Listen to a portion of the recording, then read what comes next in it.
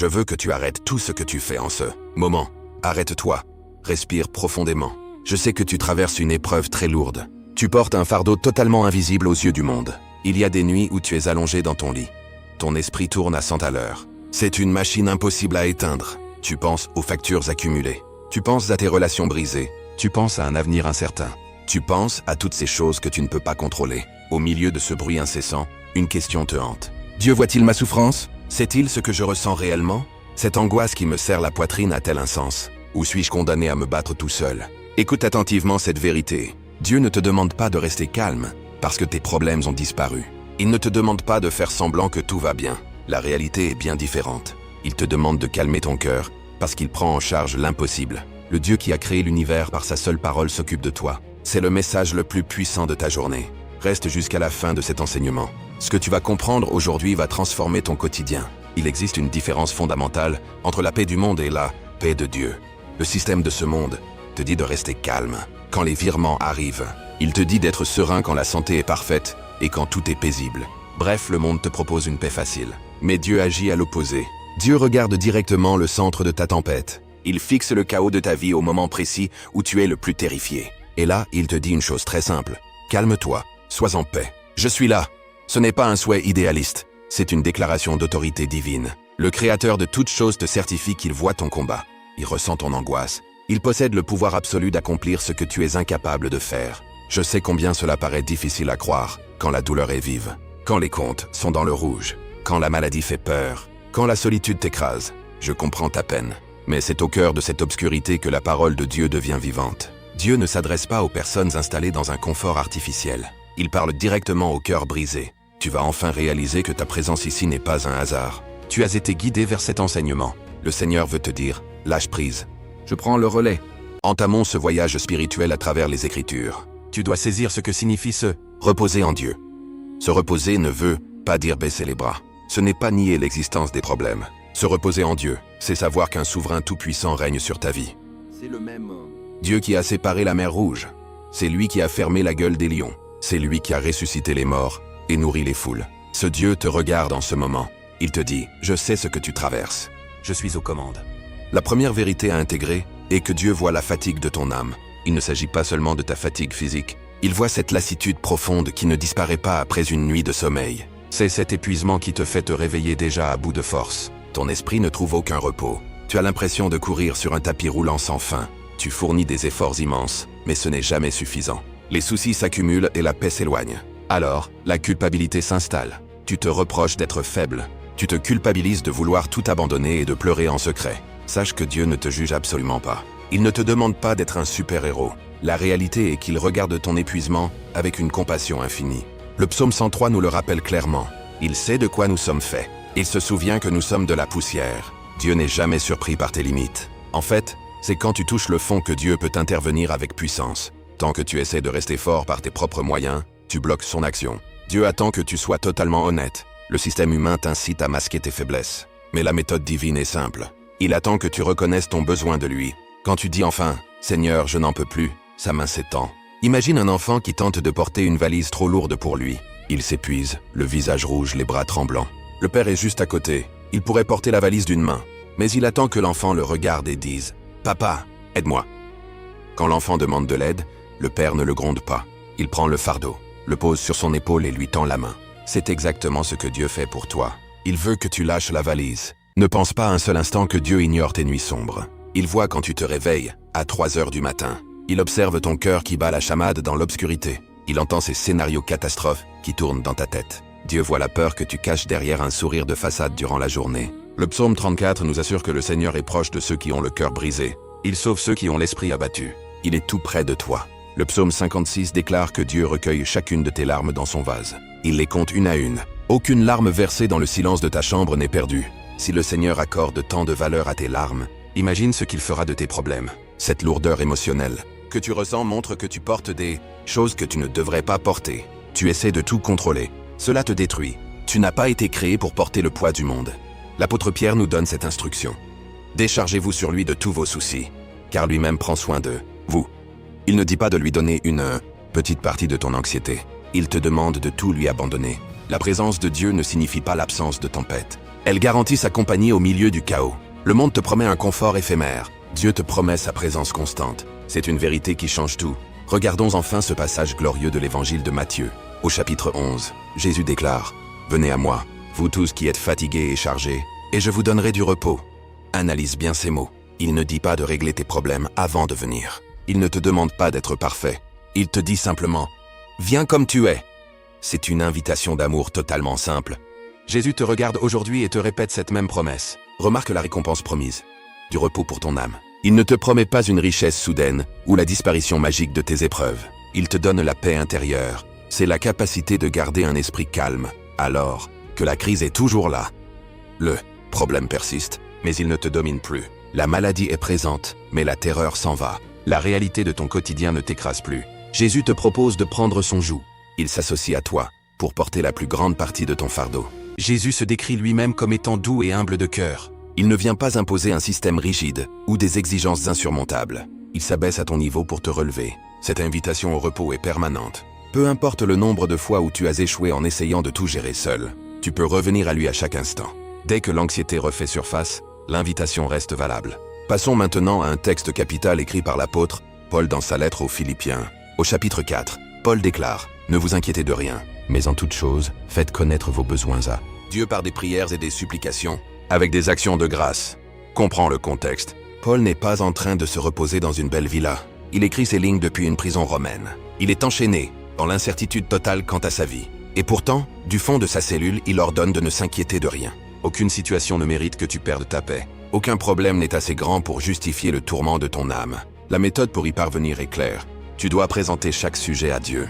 Tu dois lui parler avec une transparence totale. Et tu dois ajouter la gratitude. Remercie Dieu, avant même de voir la réponse physique. La gratitude est une arme spirituelle redoutable. Quand tu rends grâce au milieu de l'épreuve, tu prouves que ta foi est plus forte que les circonstances. Tu affirmes que Dieu a déjà préparé une issue victorieuse. La promesse qui découle de cette attitude est immense. La paix de Dieu qui surpasse toute intelligence gardera ton cœur et tes pensées en Jésus-Christ.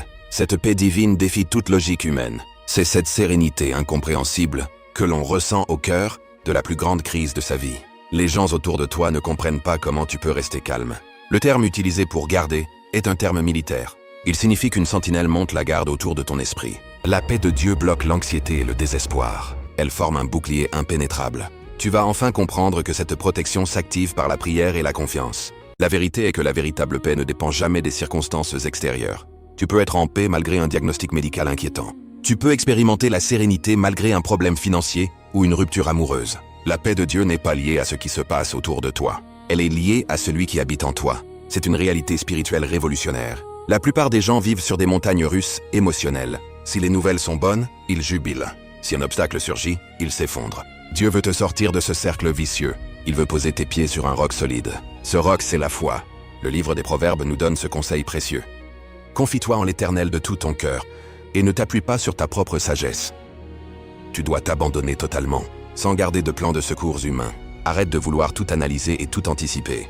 Ton intelligence est limitée. Tu ne vois qu'un tout petit fragment de l'image globale. Dieu, lui, voit l'histoire dans sa totalité. Il s'occupe d'aplanir tes sentiers et d'ouvrir les bonnes portes. Faire confiance à Dieu quand tout est sombre, c'est cela la vraie foi. L'Épître aux Hébreux rappelle que sans la foi, il est impossible de lui être agréable. Le calme biblique n'est jamais de la passivité. Se reposer en Dieu ne signifie pas croiser les bras en attendant que les problèmes se résolvent tout seuls. Le calme est un acte de courage exceptionnel. C'est la décision ferme de refuser le désespoir, alors que tout y incite. C'est choisir la confiance quand le système du monde te pousse à la panique. Cette force intérieure vient directement du Saint-Esprit. Pouvoir dormir sereinement sans connaître le lendemain est une grâce surnaturelle. Dieu veut te libérer définitivement de la peur. Tu dois apprendre à garder cette confiance, même en l'absence de signes visibles. Bien souvent, Dieu ne donne pas de confirmation immédiate. Le silence divin n'est pas une absence, c'est le moyen par lequel Dieu fortifie ta foi. Il te pousse à t'appuyer uniquement sur sa parole immuable. Tu vas enfin comprendre que sa parole ne faillit jamais. Regardons des exemples très concrets dans la Bible pour illustrer cette vérité. Le premier exemple est celui de Jésus au milieu de la tempête. Dans l'évangile de Marc, Jésus et ses disciples étaient dans une barque sur la mer de Galilée. Une tempête d'une violence inouïe s'est levée. Les vagues remplissaient le bateau. Les disciples, pourtant pêcheurs expérimentés, étaient terrifiés. Ils pensaient mourir. Et où était Jésus? Il dormait paisiblement à l'arrière du bateau, la tête sur un coussin. Les disciples l'ont réveillé en criant « Maître, Cela ne te fait rien que nous périssions ?» Jésus s'est levé. Il a regardé le vent et les vagues. Puis il a prononcé une parole simple. « Silence, tais-toi !» À l'instant même, le vent s'est arrêté et un grand calme est apparu. Jésus a dormi pendant la tempête parce que sa paix venait de son intimité avec le Père. Sa sérénité ne dépendait pas de l'état de la mer. Un seul mot de Jésus suffit pour apaiser le chaos. Il peut faire exactement la même chose dans ta vie personnelle. Il peut calmer la tempête qui secoue ton foyer, tes finances ou ta santé. Il attend simplement le moment parfait. En attendant son intervention, il te demande de lui faire confiance et de te reposer dans la barque à ses côtés. Le deuxième exemple marquant est celui de Paul et Silas en prison, dans le livre des Actes.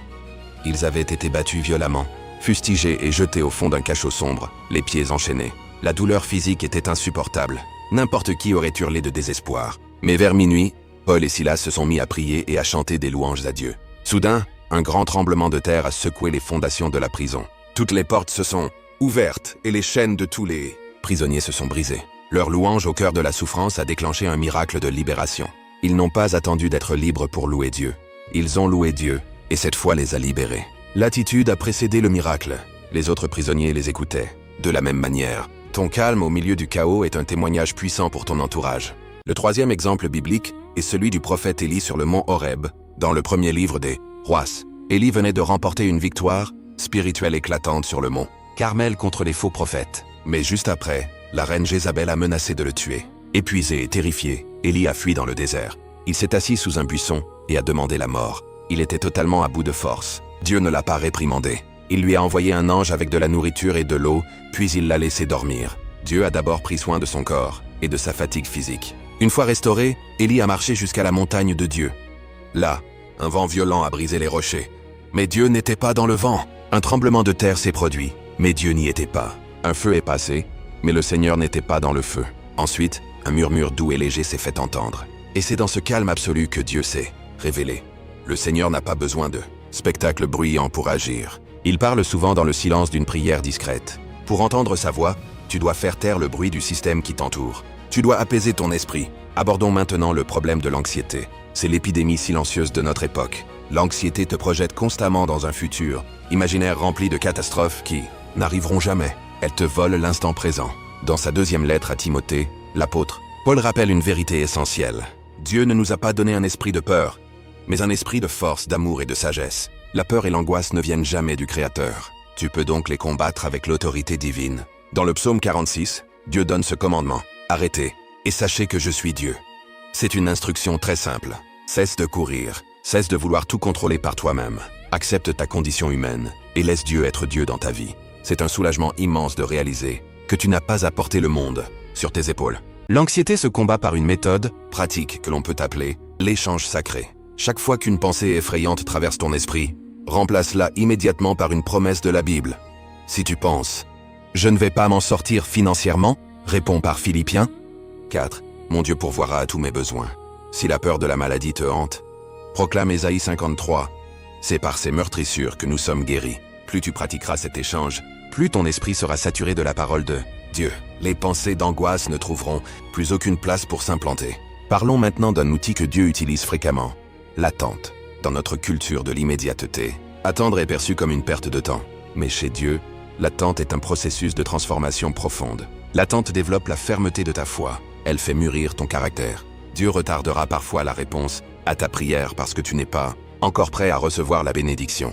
Si un père donnait les clés d'une voiture de course à son enfant de 10 ans, ce serait irresponsable. Le père attend que l'enfant grandisse pour qu'il puisse conduire en toute sécurité. Dieu agit exactement de la même manière avec toi. Chaque jour d'attente est une préparation indispensable. Le psaume 126 déclare « Ceux qui sèment dans les larmes moissonneront avec des chants de joie. » Tes larmes ne sont pas perdues. Ce sont des semences spirituelles. Elles produiront une récolte abondante de bénédictions. Ne laisse pas l'amertume s'installer pendant cette période de silence. Fais confiance au calendrier parfait du Seigneur. Tu vas enfin comprendre que rien de ce que tu traverses n'est inutile. Pour illustrer cette réalité, laisse-moi te raconter une histoire vraie et particulièrement touchante. Elle montre comment la paix de Dieu peut transformer une vie qui s'écroule. Cette histoire est celle d'une femme nommée Sophia. À 40 ans, Sophia traversait un effondrement émotionnel total. Tout avait commencé quand son mari, Ricardo, avait perdu son emploi après 15 ans de loyaux services. En 3 mois, leurs économies se sont évaporées. Les dettes se sont accumulées de manière dramatique. Le petit salaire de secrétaire de Sophia ne suffisait absolument pas à couvrir le loyer et les factures. Mais le plus difficile était à la maison. Son mari a sombré dans une dépression sévère. Il ne cherchait plus de travail, ne parlait plus, et passait ses journées prostré sur le canapé. Leur mariage de 20 ans s'est fissuré dans un silence glacial. Pour ajouter à sa peine, la mère de Sofia souffrait de la maladie d'Alzheimer. Chaque semaine, Sofia lui rendait visite à la maison de retraite, et sa mère ne la reconnaissait même plus. Sofia pleurait seule dans sa voiture sur le parking. Elle développa une anxiété sévère, accompagnée de crises de panique violentes. Un soir de semaine, alors qu'elle était seule dans sa cuisine, Sofia s'est effondrée sur le sol. Elle a pleuré toutes les larmes de son corps, à bout de force. Et là, sur le carrelage froid, une parole biblique est revenue à son esprit. « Venez à moi, vous tous qui êtes fatigués et chargés, et je vous donnerai du repos. » Sofia s'est tue. Pour la première fois depuis des mois, elle a cessé de parler et a simplement fait le silence. Une paix inexplicable est descendue dans son cœur. Les factures étaient toujours là. Son mari était toujours dépressif, mais Sofia avait changé. Elle a ressenti la présence réconfortante de Dieu à ses côtés. Cette nuit-là, elle a dormi d'un sommeil profond. À partir de ce moment, elle a décidé de confier chaque journée au Seigneur. 2 semaines plus tard, un ancien collègue a contacté Ricardo pour un poste. Il a repassé un entretien et a été embauché. Le mariage a commencé à se reconstruire. La paix que Sofia avait trouvée dans sa cuisine ne l'a plus jamais quittée. Sa situation ne s'est pas réglée par magie, mais la présence de Dieu lui a donné la force de tout surmonter. L'histoire de Sofia prouve que la paix de Dieu est une réalité accessible à chacun d'entre nous. Pour vivre cette sérénité au quotidien, voici 7 étapes très pratiques. La première étape consiste à identifier clairement ce qui te vole ta paix. Prends un carnet et écris la liste de tes inquiétudes sans aucune censure. Mettre des mots sur tes peurs permet de désamorcer leur pouvoir. La deuxième étape est de confier cette liste à Dieu dans une prière précise. Ne fais pas une prière vague. Présente chaque problème un par un au Seigneur. Une fois la prière terminée, fais le choix délibéré de lâcher prise. Refuse de reprendre le contrôle 10 minutes plus tard. La troisième étape est de remplacer les pensées d'angoisse par des versets bibliques. Mémorise des promesses écrites et proclame-les à haute voix. La quatrième étape est de pratiquer la gratitude au quotidien. Tiens un journal où tu notes 3 sujets de reconnaissance chaque soir. Cela reprogramme ton esprit pour fixer son attention sur les bienfaits de Dieu. La cinquième étape est de prendre soin de ton corps. La Bible rappelle que ton corps est le temple du Saint-Esprit. Un sommeil suffisant, une alimentation saine et des promenades dans la nature favorisent la paix de ton âme. La sixième étape est de t'entourer de personnes croyantes et paisibles. L'anxiété est contagieuse mais la foi l'est aussi. Rejoins une communauté chrétienne chaleureuse. La septième étape est de te rappeler que tout ne dépend pas de tes propres forces. Le système du monde prétend que tu es seul responsable de tout. Mais la Bible affirme que sans Dieu, nous ne pouvons rien faire. Fais ta part avec simplicité et laisse le Créateur s'occuper du reste. Terminons ensemble par la prière. Père Céleste, je te confie chaque personne qui écoute ces paroles. Tu connais leurs noms, leurs douleurs et leurs incertitudes. Je te demande de faire descendre ta paix parfaite sur leur cœur, en ce moment même. Brise toutes les chaînes d'anxiété et chasse la peur au nom de Jésus. Remplis leur esprit de ta vérité et accorde-leur un repos profond. Amen.